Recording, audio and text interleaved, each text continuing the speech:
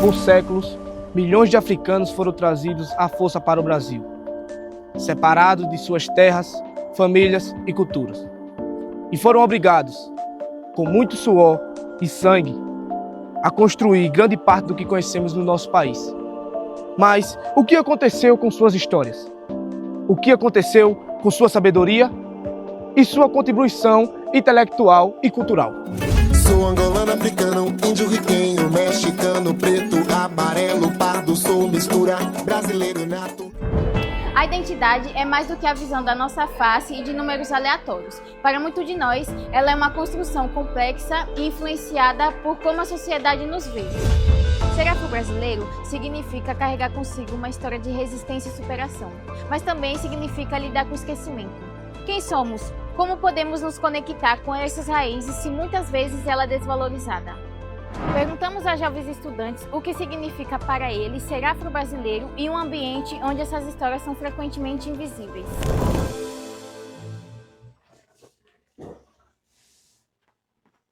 Olá, meu nome é Fernanda, eu sou do segundo M01 e eu me identifico como uma pessoa preta. Para você, o que significa ser afro-brasileira hoje? Como isso influencia na sua vida? Hoje em dia é pouco reconhecido o que é ser afro-brasileira, porque pouco é falado. Brasileira hoje é praticamente me aceitar e amar o que eu sou, sabe? Gostar da minha cor. Durante a minha juventude, pouco foi falado, então eu tive que mudar a minha estética. Começou mais no sexto ano, que eu tinha meu cabelo, era bastante crespo, era uma pessoa fortinha, era bem cheinha, bem negrinha mesmo, e eu sempre era julgada na escola, cara, né? Como todo mundo passou. Principalmente eu já fiquei presa no banheiro que me prenderam. Me falar um pouco sobre isso. Emociona um pouco. Porque hoje em dia eu vejo que não era por ter feito o que eu fiz. Me fizeram muita coisa. Fizeram, mas pouco era falado na época onde eu estudava. Então eu tive que mudar muito. Hoje, perguntar se eu me sinto bem com o jeito que eu tô hoje, por uma parte sim, mas eu queria voltar a ter aquela alegria, passar horas no meu cabelo, voltar a ter aquela alegria, sabe, de ser quem eu sou, como eu era, mas quando eu penso em fazer tudo de novo, eu não consigo, porque foi um trauma que me fizeram desde o sexto ano até o nono ano. Aliviou mais por causa da pandemia, que teve que separar, mas eu me lembro que foi uma época difícil. Mas hoje mesmo, eu sinto orgulho de quem se aceita e de quem é afro-brasileiro, porque realmente é difícil você entre meio de pessoas brancas e você ser só aquela lá, com um jeito único, com uma forma única, é difícil. Eu já fui chamada de várias coisas, só por eu ser quem eu sou. Eu tive que mudar muito, principalmente na minha família. A minha mãe não tem conhecimento, meu pai também, mínimo conhecimento. Hoje mesmo eu me aceito, da forma que eu sou. Claro que eu fico aquele um pouco de receio, sabe, de eu falar sobre isso, porque realmente é um trauma que causa, principalmente quando você é criança e não tem conhecimento nenhum. Lágrimas, belezas são coisas acesas por dentro. Tristezas são belezas apagadas pelo sofrimento. Por muitos anos, o nosso sistema educacional focou em narrativas coloniais e ocidentais, deixando de lado o legado africano. Cientistas, filósofos, líderes e artistas africanos foram invisibilizados nas nossas páginas de história. Mas por quê? Esse apagamento tem consequências profundas. Nos tornamos uma sociedade que ignora suas raízes e submete a influência e a força dos povos africanos na construção do Brasil. Meu nome é Isamara Maria, eu sou graduada em Ciências Sociais pela Universidade Federal de Alagoas, sou professora e atualmente trabalho como coordenadora pedagógica na Escola Professora Zenobia Ferreira da Silva, aqui no município de Campo Alegre, e me considero uma pessoa preta. Você sente que ter uma herança africana é valorizado? Como você se enxerga dentro dessa história?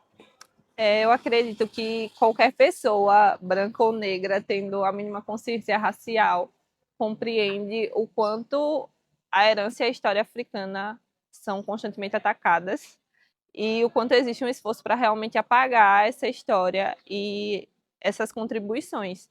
Então, desde o período da colonização, a gente tem as religiões de matriz africana, principalmente, sendo completamente demonizadas, sendo vistas até hoje como algo negativo sempre, como algo que só tenta fazer mal às pessoas, e é ignorado completamente todo o contexto histórico, toda a riqueza que essas religiões trazem, o conhecimento que essas religiões trazem, que tem muito a nos ensinar.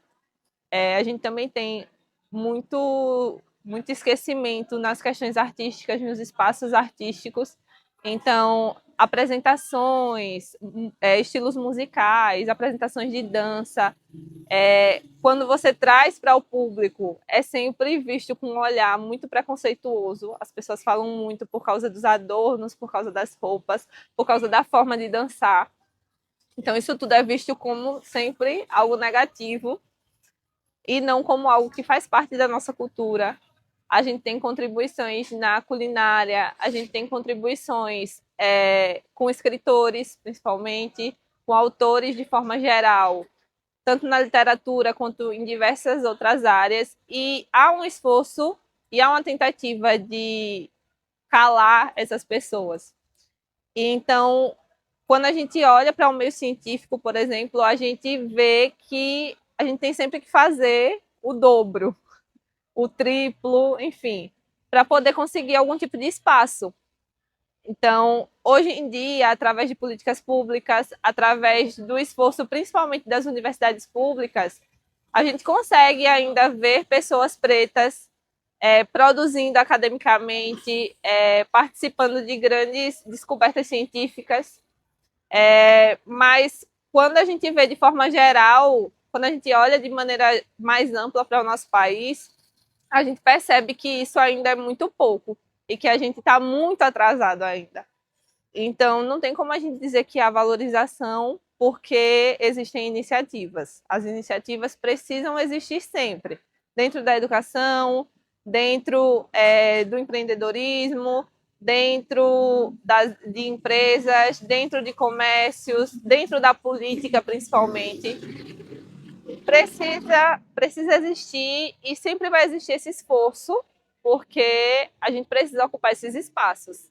Mas a gente também sempre tem que ter consciência de que vai ser muito mais difícil ocupar esses espaços e que dentro desses espaços a gente vai encontrar muito mais represálias do que pessoas brancas.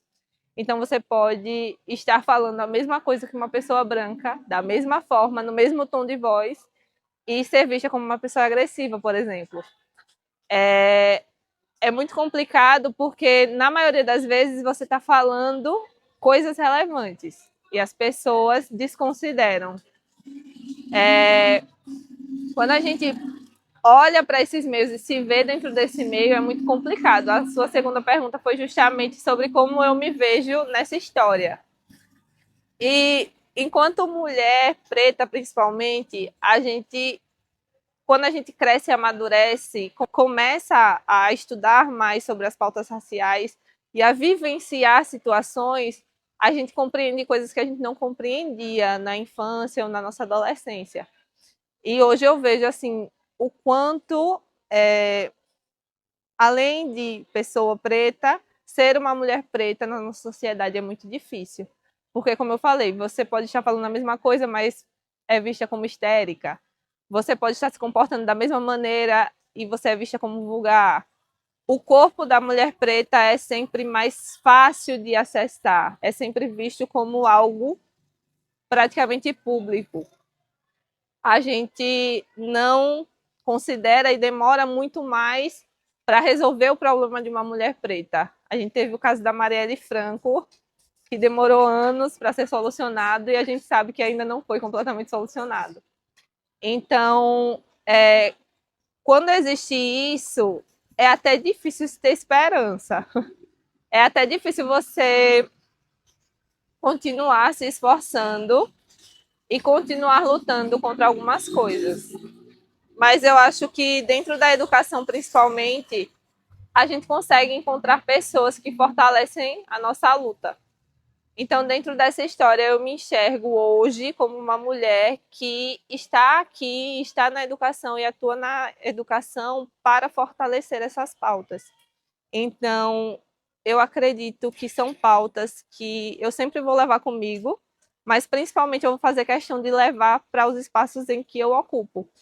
Porque se a gente não fizer isso, a gente não vai ter mais na educação aulas que falem sobre pessoas pretas. A gente não vai ter mais no meio cultural momentos que valorizem a cultura preta, a cultura africana. Então, eu acredito que o nosso esforço tem que ser sempre nesse sentido. Senão, a gente não consegue nem avançar. Esse 1% que é tão difícil, já é tão difícil, a gente não consegue. Olá, eu sou a professora Thaisa Cauane Ferreira Santos, sou doutora em Educação pela Universidade Federal de Alagoas. Atualmente sou formadora das disciplinas de História e de Ensino Religioso da Rede Municipal de Ensino aqui de Campo Alegre e também trabalho com formação continuada em 2 municípios, no município de Girau Pociano e no município de Coqueiro Seco. Quais são as coisas que você conhece sobre as contribuições afro-brasileiras? Tem algo que você acha importante que deveria ser mais reconhecido? Sim, claro. Principalmente o processo de resistência dessas populações, considerando que a população negra é a maior população do Brasil. A gente não pode perder de vista todas essas questões. Essa população ela precisa ser considerada dentro das suas especificidades, dentro das suas características.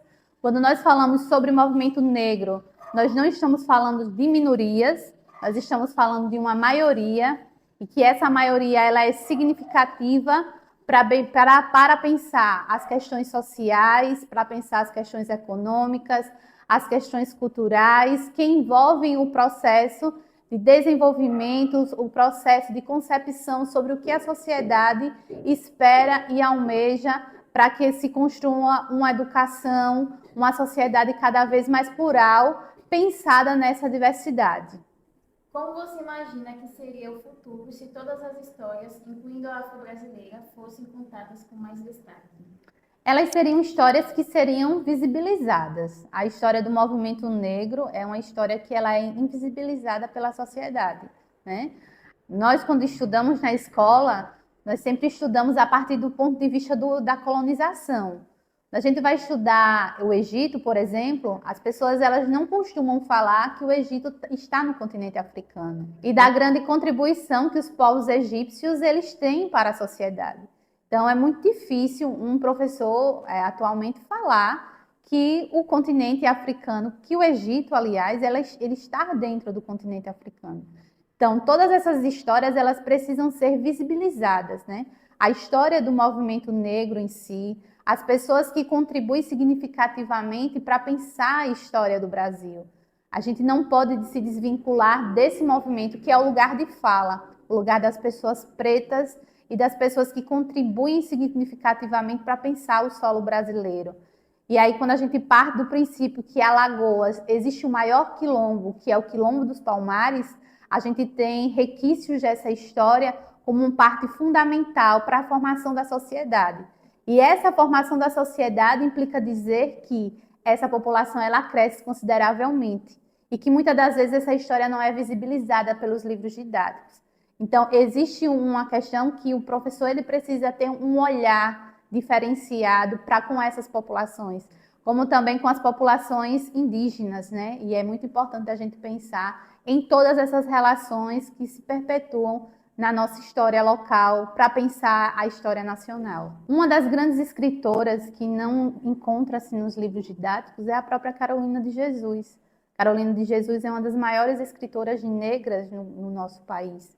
A própria Sueli Carneiro, né, também contribui significativamente, Djamila Ribeiro, entre outros intelectuais negros, que contribuem para pensar essa história que durante muitas vezes ela foi invisibilizada. Aliás, ela ainda é invisibilizada pela sociedade. E aí uma questão muito importante que é necessário que os nossos alunos eles comecem a estudar é ver a questão da descolonização. O que é a descolonização? É quem realmente contribuiu de fato para a nossa história, que foram as populações negras, as populações indígenas, que resistiram a todo o processo de massacre. Que é isso que a história ela tem feito na atualidade, contribuído significativamente para pensar essa descolonização do saber, para que os nossos alunos compreendam que é importante saber sobre Dom Pedro, mas muito mais importante do que saber sobre Dom Pedro, sobre reis e rainhas que aqui existiram, é saber quem de fato contribuiu significativamente para pensar a história local. E aí eu trago essas pessoas enquanto protagonistas dessas histórias, o movimento negro e o movimento indígena, fazendo parte desse contexto nacional e local. Que bloco é esse que eu quero saber? É o mundo negro que viemos cantar pra você. Quanto mais conhecemos essas heranças, entendemos que, de fato, o Brasil é uma nação moldada por mãos africanas. De campo às cidades, dos ritmos de samba, as religiões de matriz africana, a presença e a força de afrodescendentes mudaram o Brasil moderno. No entanto, essas contribuições muitas das vezes são ignoradas ou reduzidas a meros estereótipos culturais. As invenções, o conhecimento agrícola, as práticas medicinais, as influências culturais africanas foram essenciais para a nossa formação de identidade nacional. E, no entanto, poucos nós conhecemos essas contribuições. Sou Ítalo Souza, sou formador de matemática na parte de recomposição de habilidades. Isso me considero uma pessoa parda. Você sente que a contribuição dos povos africanos está bem representada nos livros e nas aulas? Os povos africanos, nos livros e nas aulas, é um pouco complicado porque são duas coisas que diferem muito. Nos livros, ela tem uma denominação, ou melhor, não é uma denominação que a gente pode utilizar, uma representação um pouco quanto apagada, porque a gente vê na perspectiva do branco, do europeu, mostrando ali o que ele fez, o que ele fez com seu poder, na verdade, né? Então, o povo africano, por mais que ele tenha feito várias coisas na matemática, na ciência, em todo o campo social, em todo o campo linguístico, ele foi apagado. Ele praticamente foi apagado. Tanto é que não se ensina as coisas que o africano, o povo africano deixou aqui. Não, se ensina o que o branco fez a partir do povo africano, que era, vamos dizer, o peão dele. Então, no livro, apaga-se muito todo esse enredo. O povo, quando foi transferido para cá, ele acabou sendo totalmente destruído da sua, vamos dizer assim, destruir a sua cultura e o seu próprio ser. Não só cultura, mas o seu próprio ser. Porque o branco europeu quis se estabelecer o que era que tinha que fazer ali. Então, na educação se reflete muito. O livro didático se reflete isso. Isso não somente na parte de história, não somente na parte de sociologia, mas em todo o campo. A gente tem que lembrar o que a gente aprendeu, qual é a história que realmente tem da ciência africana, do que a gente tem de herança deles para o nosso meio. E como é ensinado, aí já difere se o professor ele parte do livro somente ou ele parte do que ele pesquisa. O professor, ele vive de pesquisa. Ele totalmente está sempre pesquisando. Então, se ele só ensina aquilo que o livro está, ele está engessado no que ele vai passar, na perspectiva de quem fez o livro, de quem estabeleceu aquele livro. Claro que escolha de livros é uma questão, vamos dizer, entre muitas aspas, democrática, porque a gente nunca sabe como é que é escolhido os livros didáticos. Vamos dizer assim, aqui Campo Alegre pode ser de uma forma, mas aí Campo Alegre, município, a escolha de livro é uma forma, estado já é outra diferente. E aí quando a gente ainda vai para os institutos federais já pode ser diferente. Mas independente disso, o professor ele tem que saber o que ele precisa passar para o alunado dele, para os estudantes. Então, como é ensinado, eu vejo que a gente tem uma mínima melhora, a gente ainda pode melhorar cada vez mais, porque a gente só vê a mínima melhora nas questões de história, nas aulas de sociologia.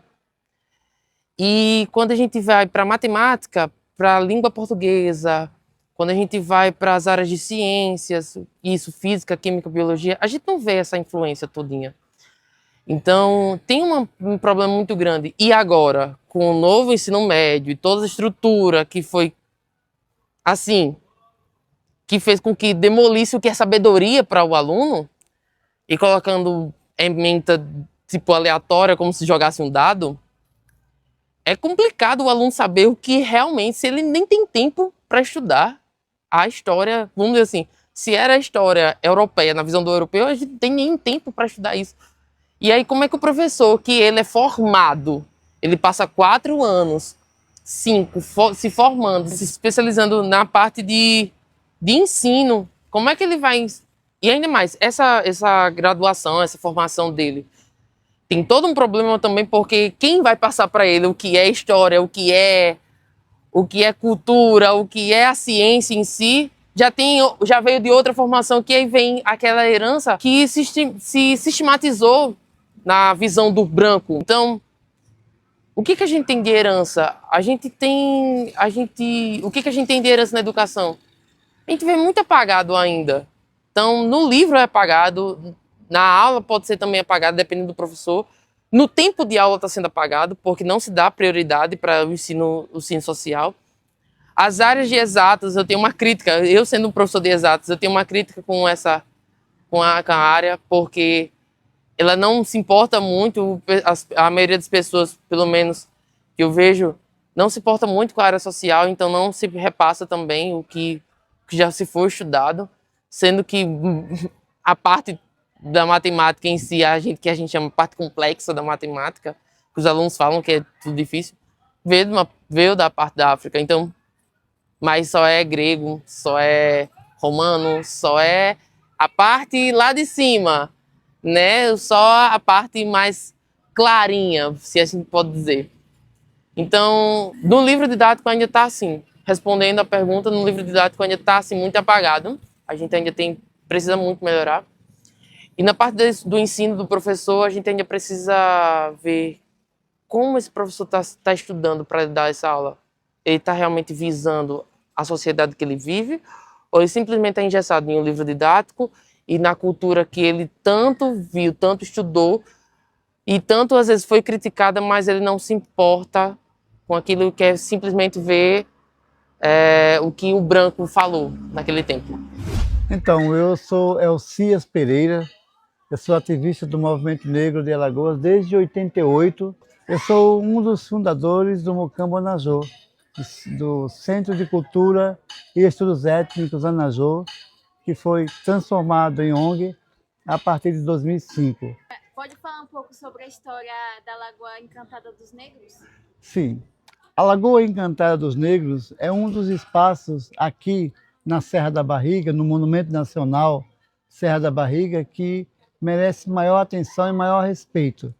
Porque naquele local, naquela beleza natural que é a Lagoa dos Negros, nós temos uma árvore sagrada chamada a Gameleira Branca, que representa Iroco, o orixá do templo. É uma árvore sagrada onde os babalorixás, o povo de matriz africana, desce até ela, sobretudo no dia 20 de novembro, para fazer oferendas, fazer homenagem à árvore, ao local como um todo e ao orixá do templo. Então, ali é a Lagoa Encantada do Negro, que, apesar de ter sido todo um local de reflexão, de orações, de cânticos e oferendas, de capoeiragem, tudo ali reflete a um lugar de paz, a um lugar de tranquilidade e também de homenagens aos ancestrais, como acontece no espaço Acotirene, aos pés de Jitó. Então, a Lagoa do Negro e a sua árvore principal, que é a Gameleira Branca, tornam aquele lugar um lugar sagrado. Por isso, Jitó, ou melhor, a Gameleira Branca, o Iroco, ela é vestida ao longo do ano por um pano branco que a gente chama de ojá. Bom, o fator histórico do local é que depois de um século de lugar de paz, na guerra final, na madrugada do dia 6 de fevereiro de 1694, ali certamente foi um lugar onde mulheres, meninas, adolescentes, crianças foram levados para lá por acreditarem que a guerra terminaria aqui no platô principal, onde moravam as lideranças. E aí foram surpreendidos, tanto quanto os daqui. Foram atingidos por pelouradas, por balas, e mesmo tombados, mesmo ao chão, foram todos decapitados, todos tendo suas cabeças jogadas fora do corpo. Isso diz muito bem o padre Antônio Vieira, que esteve aqui dias depois da destruição, onde encontrou tudo queimado, e chegando, como ele diz, ao chegar na parte côncava da serra, onde tem os minadouros com águas cristalinas, narra ele: avistei tantos corpos separados de suas cabeças que mal existia lugar no chão para pisar. Então, isso nos reverte a uma situação de reflexão. Ali, muitos dos nossos ancestrais do passado, ancestrais da época do Quilombo, eles lá repousam, os eguns, as suas almas que vagam. Mas isso não é motivo de tristeza nem de desânimo, porque todos que perderam suas vidas aqui o fizeram lutando pela liberdade.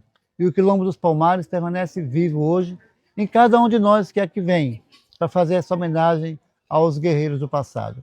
Então vocês são bem-vindas, bem-vindos, porque vocês estão fazendo essa grande homenagem aos ancestrais da época.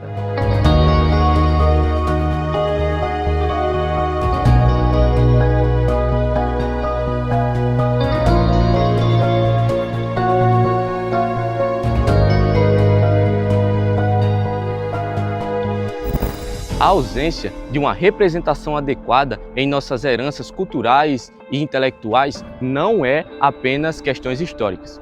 Ela diz respeito diretamente à autoestima de jovens afrodescendentes e suas perspectivas de vida. Para nós, estudantes afro-brasileiros, nos leva a pensar que não temos tanto espaço na sociedade ou que a nossa presença na sociedade não faz tanto sentido. Muitos de nós enfrentam essas questões silenciosamente, sem nem perceber que dentro de nós ainda existe essa raiz histórica que não foi apagada.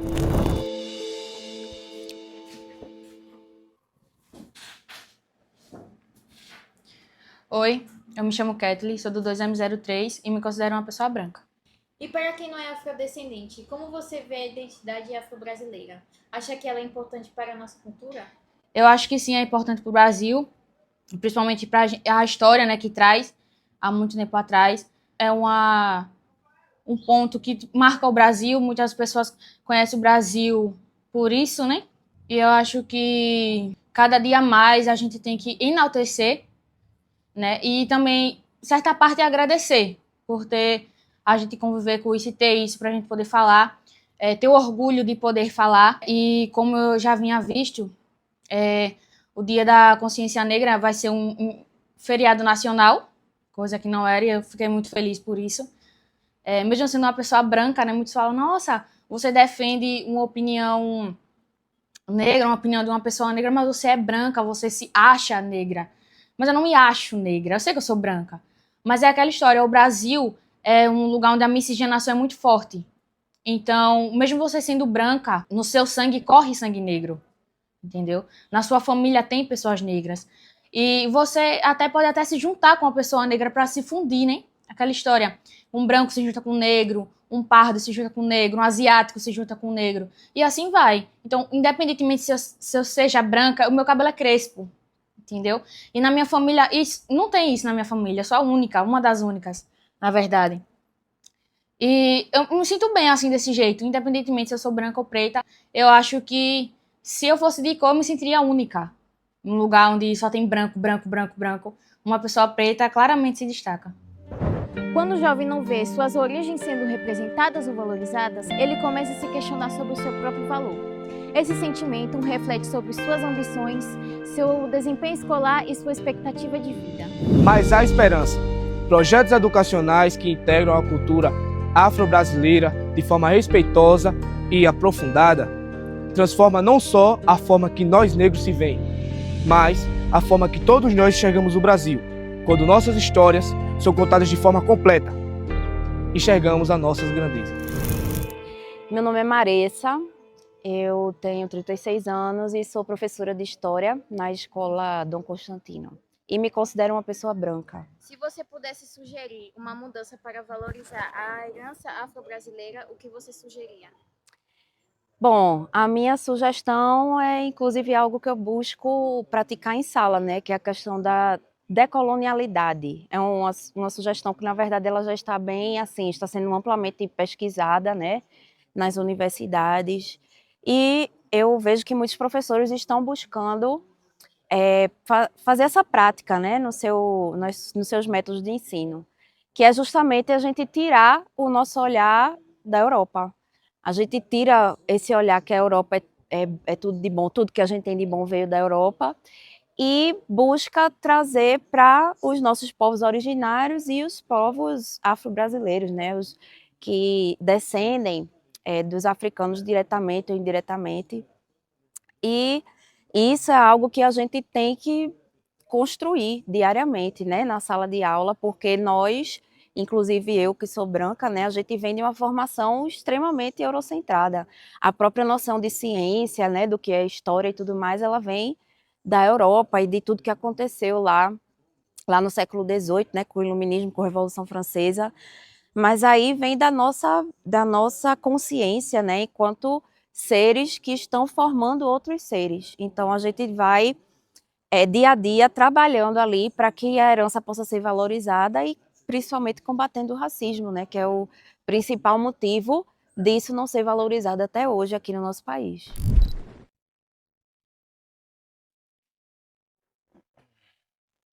Meu nome é Jonatas, né, sou coordenador pedagógico aqui da escola, né, e eu me considero uma pessoa de cor preta. Você acha que, no geral, as pessoas conhecem o quanto os afrodescendentes influenciaram a nossa cultura e ciência? Como físico, né, programador e agora coordenador pedagógico, eu percebo pela minha experiência de vida que não. Isso a gente percebe em várias circunstâncias do nosso dia, principalmente na escola. Quando você pega um livro didático de qualquer disciplina, e aí eu vou falar de ciência da natureza, que é minha área de formação, você não percebe sendo citado com relevância vários cientistas, matemáticos, químicos, biólogos que tiveram contribuições enormes, né, para a ciência moderna de hoje em dia, mas, no entanto, se tiver uma citação a eles, vai ser um rodapé de uma página. Em um livro, normalmente, nossos livros didáticos normalmente tem 500, 600 páginas, às vezes tem um capítulo de 2 folhas ou um rodapé de uma folha, citando principalmente a cultura egípcia, né, a sua importância, principalmente para matemática, geométrica, analítica. Para física, a gente desconsidera toda a cultura angolana e moçambicana, que tiveram forte influência, principalmente nas pesquisas realizadas por Albert Einstein, Isaac Newton, que hoje em dia ninguém conhece, né? Só se você tiver realmente o interesse focado em pesquisar sobre esses assuntos que você vai saber. Mas no cotidiano, normalmente, né, quando a gente até fala um cientista, né, ou só a palavra cientista, já pensa logo que é um homem branco, norte-americano, europeu. Então fica claro que a gente percebe tanto nos nossos materiais didáticos quanto no nosso cotidiano, que tem um total desconhecimento. A ciência está ali, né? Está no nosso celular, está no que a gente tem hoje com a ciência moderna, mas quem são os autores? Quem são os contribuintes, né? E com certeza são muitos, né? São desconhecidos. Nossa herança não é apenas uma lembrança distante. Ela vive em cada uma de nossas ações, em nossas tradições, forma como nos falamos, forma como nos expressamos, forma como nós conectamos ao mundo. Cabe a nós, como jovens, trazer essa herança à luz. Honre seus antepassados, para que as próximas gerações cresçam, sabendo que suas raízes são valiosas e profundas. Seu nariz é lindo, preto, sua boca é linda, e o seu cabelo é lindo, preta, sua cor é linda. E o seu nariz é lindo, preto, sua boca é linda, e o seu cabelo é lindo, preto, sua cor é linda.